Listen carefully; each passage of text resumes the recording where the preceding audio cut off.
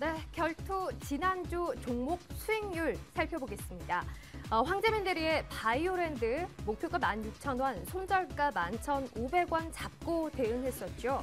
추천했던 다음날 시가 13,250원에 형성돼서 이 가격대에 매수했습니다. 오늘 종가 13,650원에 형성됐고요. 현재까지 수익률은 3% 기록하고 있습니다. 파워로직스는 저희 5,500원에 목표가 잡고 손절가 3,600원 잡고 대응했습니다. 정용현 대리의 추천 종목이었는데요. 매수한 날 매수가가 3,955원이었고요. 오늘 종가 4,610원에 형성됐습니다. 수익률 현재까지 16% 기록하고 있습니다.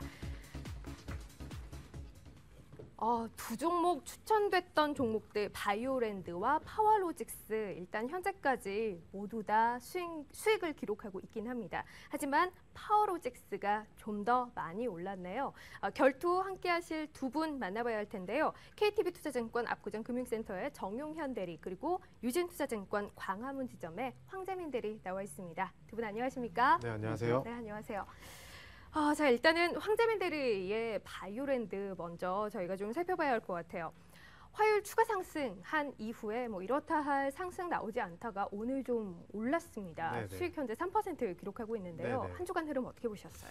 바이오랜드 자체 종목은 좀 흔들림이 없었습니다. 하지만 중국 내수 시장의 불안감 때문에 화장품 완성업체들의 좀 움직임이 둔화됐었는데요. 그런 둔화 움직임 때문에 바이오랜드마저도 좀 상승의 흐름을 이어가지 못하는 모습이 나타났습니다. 하지만 최근에 유럽을 통해서 좀 추가적인 상승에 대한 분위기가 나타나고 있고요. 중국에서 지준율 인하 루머도 나오고 있기 때문에 중국 내수 시장에서 유망한 상품인, 유망한 주식인 화장품 주식을 통해서 바이오랜드 또한 원료 상품이기 때문에, 원료 주식이기 때문에 추가적인 상승을 한번 기대해 볼 만하다고 말씀을 드릴 수 있을 것 같습니다. 그러면 바이오랜드 일단은 저희 목표가였던 16,000원, 손절가 11,500원 그대로 유지하는 겁니까? 네, 맞습니다. 네, 알겠습니다. 또 하나 저희가 더 하나 좀 살펴봐야 할 것 같아요. 황재민 대리 지난 5월 21일에 추천하셨던 종목이 신흥 기계였더라고요. 굉장히 네. 좀 오래 끌고 온 종목인데 네네. 일단은 오늘 장중에 목표로 했던 가격대가 16,000원이었죠. 네, 일단 맞습니다. 확인했습니다. 어떻게 해야 할까요? 신흥기계 같은 경우는 최근에 삼성그룹과도 수주를 계약건을 체결을 하면서 최근에 삼성그룹과 첫 거래가 시작이 되었고요.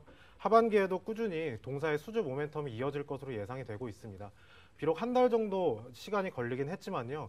최근에 시장이 많이 흔들리면서 횡보하거나 하락 후에 좀 상승하는 모습이 나타나긴 했지만 신흥기계 같은 경우에는 엘리어트 파동 이동의 5파동처럼 상승 N자로 꾸준히 유지하면서 상승을 했기 때문에 추가적인 상승을 한번 바라볼 수 있을 것 같습니다.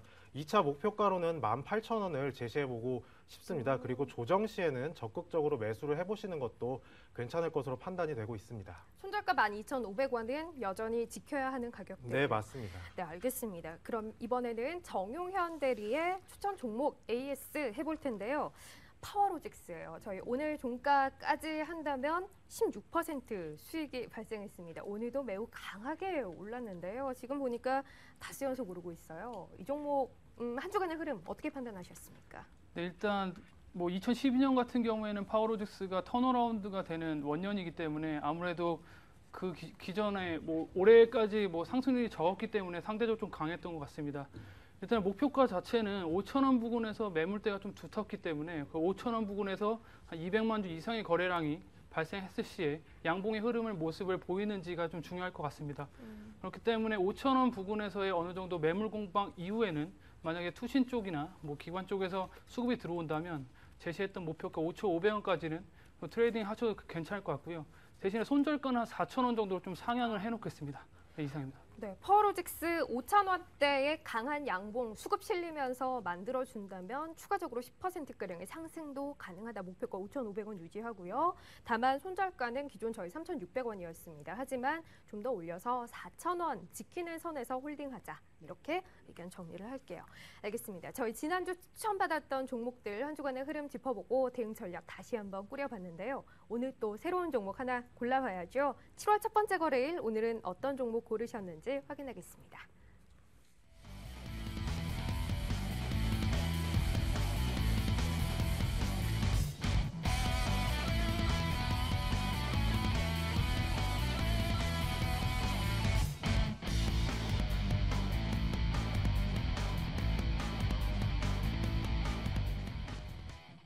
자, 저희 정용현 대리의 추천 종목 플랜티넷부터 먼저 볼게요. 일단 어떤 기업인지 소개가 좀 필요할 것 같아요.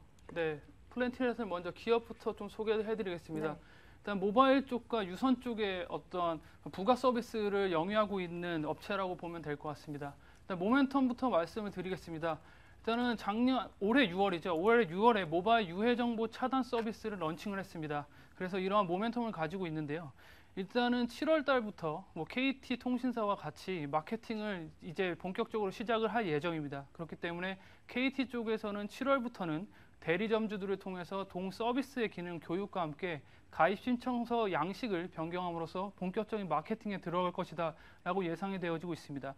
그리고 두 번째로는 이 업체 같은 경우에는 02년도부터 하나로텔레콤과 유선 서비스를 영위를 해왔었는데요. 이제는 1위 사업자인 KT와 손을 잡았습니다. 그렇기 때문에 조금 더 파이가 커질 수 있는 어떤 무기를 달았다고 말씀을 드릴 수 있습니다. 그렇기 때문에 모바일 서비스 KT 올해 하반기 쪽에 LG U+와 함께 내년 상반기 쪽에는 SK텔레콤과도 손을 잡을 예정이기 때문에 조금 더 매출이나 영업이익 측면에서 안정적인 기반이 될 수 있다고 좀 말씀드릴 수 있습니다.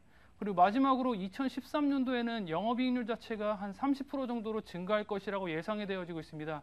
그 이유 자체가 이러한 모바일 차단 서비스 같은 경우에는 처음에 개발 비용이나 마케팅 비용 같은 경우에는 상당히 많이 들어가지만 추후에는 그 영업이익 자체가 바로바로 영업 레버리지로 연결되면서 추가 비용이 들어가지 않기 때문에 이 업체 같은 경우는 매출이 적은데도 불구하고 영업이익이 상당히 높은 그런 강점을 가진 기업이라고 말씀드릴 수 있습니다. 알겠습니다. 이익률이 굉장히 높은 플랜티넷 오늘 소개를 해주셨어요. 추천 포인트 짚어봤는데 혹시 황재민 대리님 이 플랜티넷에 대해서 궁금하신 점 없을까요? 지금 플랜티넷 같은 경우에는 시장에서 매우 좋은 흐름을 그리고 좋은 영향을 받고 있다고 봐도 과언이 아닌데요.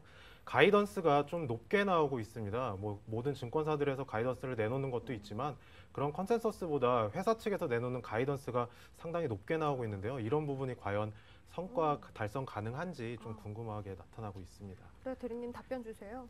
네, 일단 이 모바일 유해 차단 서비스라는 것은 처음으로 좀 시도가 되는 서비스입니다. 그렇기 때문에 부모님들께서 청소년들이 유해 사이트에 접속하는 걸 차단을 하기 위해서 한 달에 이용 요금이 불과 2,000원에 불과하거든요. 네. 그렇기 때문에 단발성 어떤 가입이라고 하더라도 이 KT와 그 플랜티넷은 50%씩 그 수익을 가져가기 때문에 충분히 가이던스 목표 달성하는 데는 큰 무리가 없지 않을까라고 좀 그렇게 보고 있습니다. 회사가 너무 낙관적인 전망을 하고 있는 게 아니냐라는 것이 우리 황 대리님의 질문이었는데 비용 자체가 일단 소비자 입장에서 많이 들지 않기 때문에 충분히 달성 가능한 목표치다 의견 주셨네요.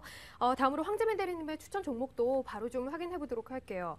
대리님 어떤 종목 오늘 오텍 골라주셨는데 네네. 오텍은 어떤 종목입니까? 네, 오텍 기업 소개를 먼저 드릴게요. 동사의 주력 사업은 특수 차량 제작을 하고 있습니다. 장애인 콜택시나 아니면 이동식 목욕 차량, 그리고 병원 진료 차량 등의 복지나 의료 차량 위주로 생산하고 있습니다. 하지만 작년에 오텍 캐리어 에어컨, 그리고 오텍 캐리어 냉장의 인수를 통해서 냉방과 냉동 분야에도 사업을 좀 확장하는 모습을 나타내고 있습니다. 투자 포인트로는 제가 3가지 정도를 가지고 왔습니다. 오늘 19대 국회가 개원을 했는데요. 19대 국회 제1호 법안이 바로 발달 장애인 지원 법안입니다. 이 해당 법안이 발달 장애인들에게 맞춤형 복지 시스템을 제공하는 것을 골자로 하고 있는데요. 장애인 교통수단에 대한 투자가 지속적으로 이루어질 것이 분명하기 때문에 동사는 이 장애인 차량의 80%에서 90% 정도의 마켓 쉐어를 가지고 있습니다. 따라서 지자체나 복지협회 그리고 장애인협회에 납품을 하고 있기 때문에 동사의 수혜가 예상이 되고 있습니다. 두 번째로는 노인복지 정책의 확대가 동사에게 수혜로 작용할 전망입니다. 우리나라 인구가 얼마 전에 5천만 명을 넘어서면서 고령사회에 대한 좀 부담감이 시작이 됐습니다. 이로써 대책 마련이 좀 시급한데요. 정부에서도 그리고 노인복지법 개정안을 발의를 하면서 통과를 시키고 의료 예산을 좀 증대하는 모습들이 나타났습니다.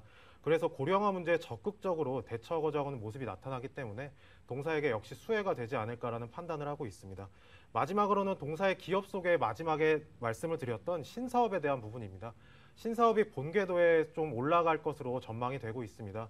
오텍 캐리어 냉장 같은 경우에는 우리나라 시장 점유율 1위 업체인데요. 시장 점유율이 50.1%를 가지고 있고요. 800억 정도의 매출이 나타나고 있습니다. 우리나라 대형마트에서는 대부분이 오텍 캐리어 냉장의 제품을 사용하고 있다고 봐도 과언이 아니고요.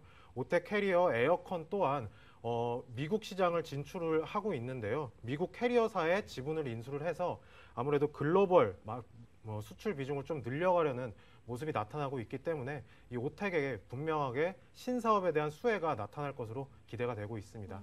이상입니다. 앞서 정용현 대리의 플랜티넷도 그렇고 지금 소개해주신 황재민 대리의 오텍도 그렇고 뭐 각각 모바일 시장의 확대 그리고 노인 복지에 대한 뭐 수혜 기대라는 측면에서 사회적인 트렌드와 굉장히 맞물려 있는 종목들인 것 같아요.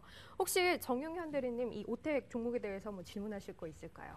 네, 그 오텍이라는 종목이 뭐 복지 테마에 자주 편승이 되는 어떤 흐름을 타가지고 저는 이런 실적 부분도 중요하지만 이런 테마주로서 신용비율이 좀 높기도 하거든요. 그렇기 때문에 이런 테마주로서의 오텍은 어떻게 보시는지 좀 궁금하네요. 네. 이 테마주로 엮이면 보통 기업 가치와 상관없이 너무 급등락이 있을 수 있기 때문에 네, 좀 따로 떼놓고 보는 경우가 많은데 네네. 이건 어떻게 답하십니까?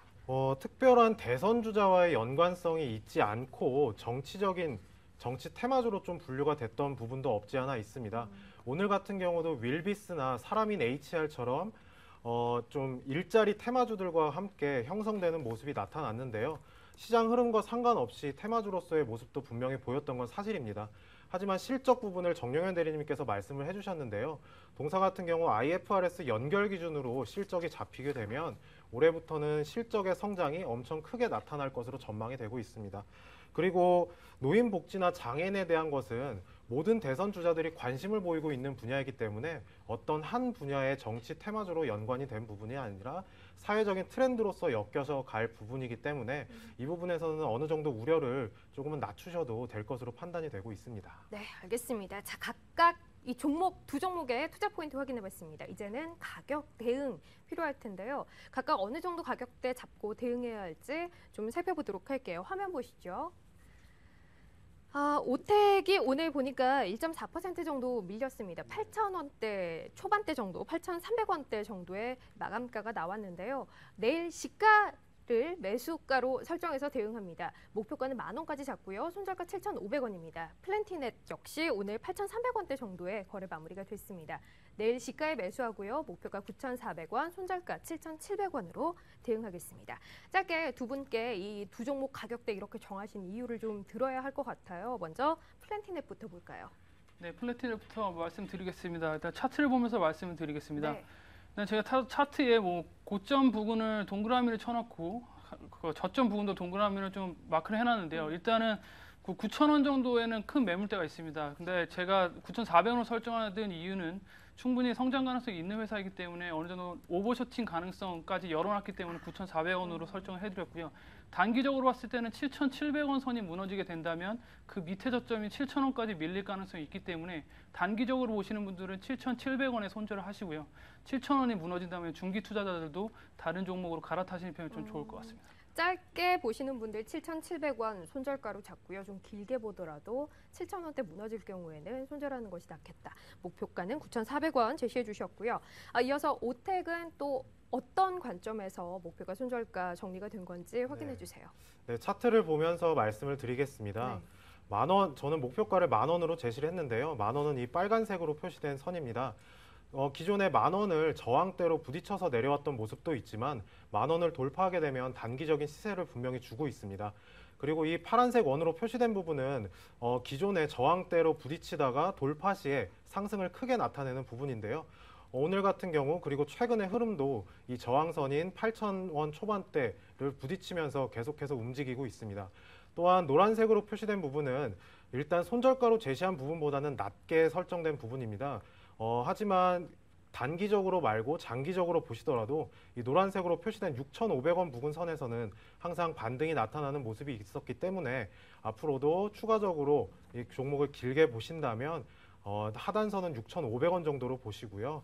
상한선은 10,000원 정도로 생각하면서 단기 트레이딩 하시면 좋을 것 같습니다. 네, 알겠습니다. 오늘 결투 월요일 이 시간 함께 했습니다. 플랜티넷 그리고 오텍 내일 어느 종목이 좀 더 강할지 저도 지켜보도록 하겠습니다. 이 시간 정용현 대리 그리고 황재민 대리 두 분 함께 했습니다. 수고하셨습니다. 네, 감사합니다.